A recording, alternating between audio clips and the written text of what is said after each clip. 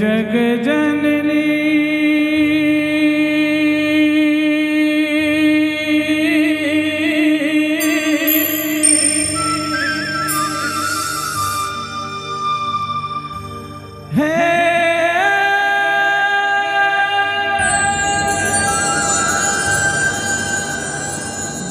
दुख हरनी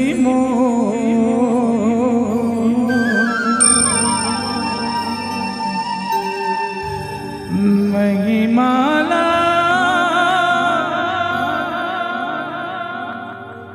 तोरे गावो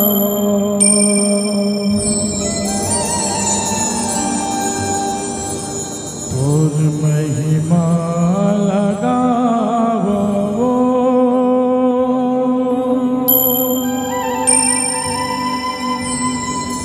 तोर महिमा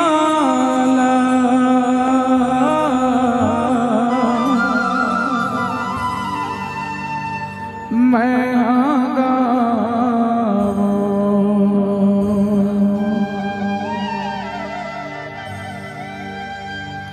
ये तोर पहली बंदन लगावो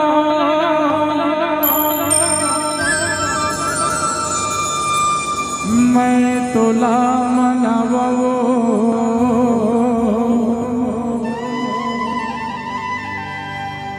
दे दे अचरा के छैहा दाई तोर नाम चलावो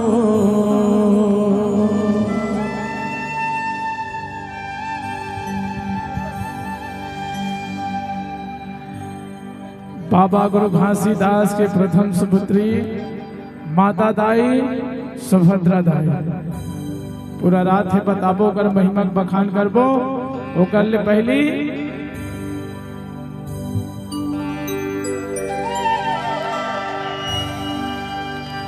ए तोरे पहली बंदना लगावो